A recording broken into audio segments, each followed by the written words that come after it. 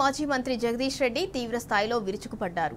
BRS అధినేత కేసీఆర్ పై నోటికొచ్చినట్టు మాట్లాడితే చూస్తూ ఊరుకోబోమని హెచ్చరించారు. మేం మాట్లాడటం ప్రారంభిస్తే రేవంత్ రెడ్డి తట్టుకోలేడని తేల్చి చెప్పారు. కేసీఆర్ తమకు విఘ్నత నేర్పారని స్పష్టం చేశారు. నల్గొండ జిల్లాను కేసీఆర్ సస్యశ్యామలం చేశారని తేల్చి చెప్పారు. ఎస్ఎల్బీసీలో మృతదేహాలను వెలికితీయటం రేవంత్ రెడ్డికి చేత కాలేదని ఫైర్ అయ్యారు. సీఎం రేవంత్ అధికార మదంతో విర్రవీగుతున్నాడని ధ్వజమెత్తారు. పాపం ఎప్పుడు తన సహజ స్వభావాన్ని ఇంకా కూడా విడనాడటం లేదు. 2 సంవత్సరాలు పూర్తయినా కూడా చేస్తున్నదేమో ప్రజాపాలన పేరు మీద పర్యటనలు. ఒకవైపు ఎన్నికలు జరుగుతున్న సందర్భంలో టెక్నికల్గా కేవలం ఒక సాకు తీసుకొని పట్టణాలలో సమావేశాలు పెడుతున్నా అని చెప్పి అది కూడా ఖాళీ కుర్చీలకే ఉపన్యాసం ఇస్తూ మళ్ళీ నోటికొచ్చినట్టు రోత మాటలు మాట్లాడుతున్నాడు. చాలా అసహ్యంగా, చాలా జుగుప్సాకరంగా ఉంటున్నాయి ముఖ్యమంత్రి మాటలు. ఎవడైనా పదవిలోకి వచ్చినప్పుడు కనీసం మారుతారు. ప్రతిపక్షంగా ఉన్నప్పుడు ఉపయోగించిన భాషను కానీ పదాలను కానీ జనరల్గా వాడరు. అవాళ కొంత పౌరుషంగా మాట్లాడతారు, కొంచెం ఆవేశంగా మాట్లాడతారు. ఆ తర్వాత సహజంగానే అధికారంలోకి వచ్చినప్పుడు మళ్ళీ బాధ్యతాయుతంగా మాట్లాడతారు. ఎక్కడైనా ఎవరైనా ఒక చిన్న సర్పంచ్ పదవి నుంచి మొదలు పెడితే పై వరకు కూడా ఒక వార్డు మెంబర్ కూడా నేను వార్డు మెంబర్ అయినా అని చెప్పి బాధ్యతగా ప్రవర్తిస్తాడు. కానీ ఈ ముఖ్యమంత్రికి ఆ మాత్రం విఘ్నత కూడా లేదు. చాలా అసహ్యంగా మాట్లాడుతూ ఉన్నాడు. రోజు రోజు పెరిగిపోతుంది.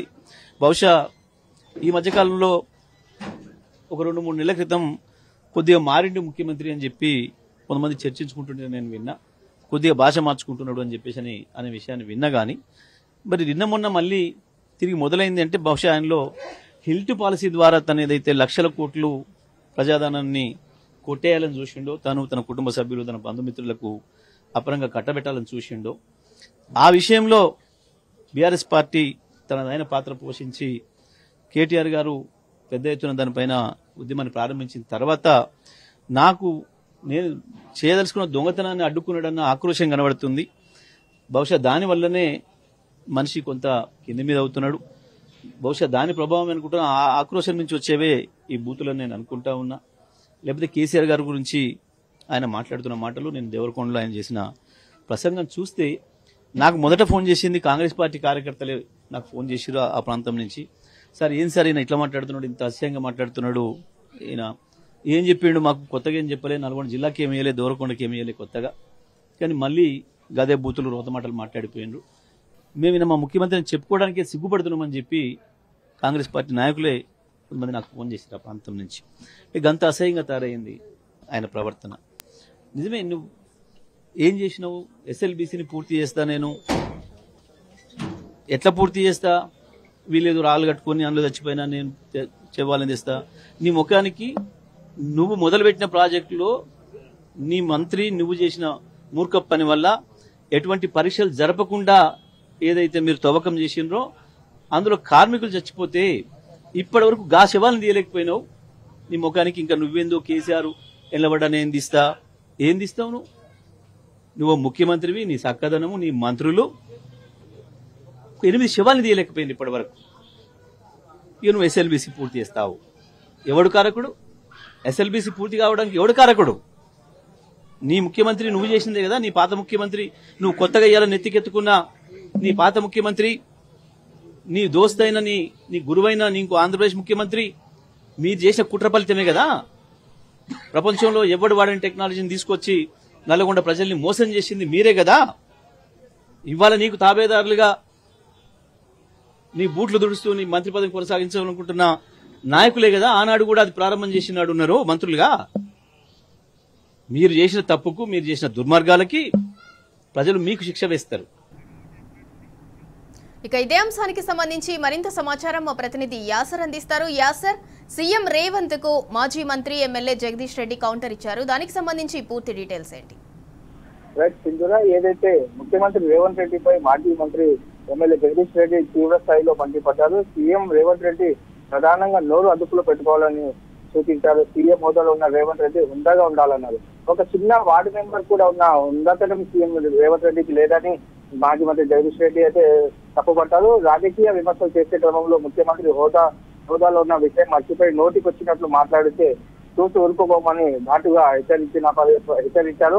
ఒకవేళ తాము మాట్లాడడం మొదలు పెడితే రేవంత్ రెడ్డి తట్టుకోలేరన్నారు. కానీ మాకు మా అధినేత ఏదైతే కేసీఆర్ విజ్ఞత నేర్పాడో ఆ విజ్ఞతతోనే ఉన్నామని జగదీష్ రెడ్డి తెలిపారు. మరోవైపు అటు కోట్లాది మంది తెలంగాణ ప్రజల గుండెచెప్పుడు కేసీఆర్ ని పట్టుకుని ఇష్టం వచ్చినట్లు మాట్లాడితే చూస్తూ ఊరుకోపోమని ప్రధానంగా అయితే తెలిపారు. ఏదైతే ప్రత్యేక రాష్ట్ర కళ సాకారం చేసిన మహోన్నత ఉద్యమ నాయకులు దేశాన్ని పట్టుకొని ఇష్టం వచ్చినట్లు మాట్లాడితే ఇక్కడ ఎవరు చూసుకోవని జగదీష్ రెడ్డి పర్యారు. రేవంత్ రెడ్డి ఇక్కడైనా ఓవర్ యాక్షన్ మానుకొని సరైన పాలన అందించాలని ఆగ్రహం వ్యక్తం చేశారు. మరోవైపు రేవంత్ రెడ్డి కూర్చున్న తమ సీఎం సీటుకు తమ మాటలతో అప్రతిష్టాపాలు చేస్తున్నారన్నారు. ఏదైతే హుందాగా మాట్లాడడం మర్చిపోయి ఇష్టం వచ్చినట్లు మాట్లాడుతున్నారని జగదీష్ రెడ్డి తప్పుపట్టారు. మరోసారి కేసీఆర్ పై అవాకులు సవాకులు మాట్లాడితే పరిస్థితులు తీవ్రంగా ఉంటాయని జగదీష్ రెడ్డి అయితే సీరియస్ గా వార్నింగ్ ఇచ్చారు. నిన్న ఏదైతే నల్గొండ జిల్లాలో పర్యటించిన దేవరకొండ సభలో పనికొచ్చిన ఒక్క మాట కూడా మాట్లాడలేరని తప్పుపట్టారు. మరోవైపు కేవలం కేసీఆర్ ని తిట్టడమే ఆయన ఎజెండాగా రేవంత్ రెడ్డి పనిచేస్తున్నారు తప్ప అభివృద్ధిపై ఏం పని చేయడం లేదని అయితే జగదీష్ రెడ్డి అయితే చెప్పారు. నిజంగా ఈ రేవంత్ రెడ్డికి దమ్ముంటే నల్గొండ జిల్లా అభివృద్ధిపై చర్చ పెట్టాలన్నారు. గతంలో బీఆర్ఎస్ హయాంలో తెలంగాణ తొలి ముఖ్యమంత్రి కేసీఆర్ నాయకత్వంలో నల్గొండ జిల్లా అన్ని విధాలుగా అభివృద్ధి చెందింది తప్ప ఇప్పుడు వచ్చిన 2 ఏళ్లలో ఒక్క అభివృద్ధి పని కూడా జరగలేదని జగదీష్ రెడ్డి అయితే అన్నారు.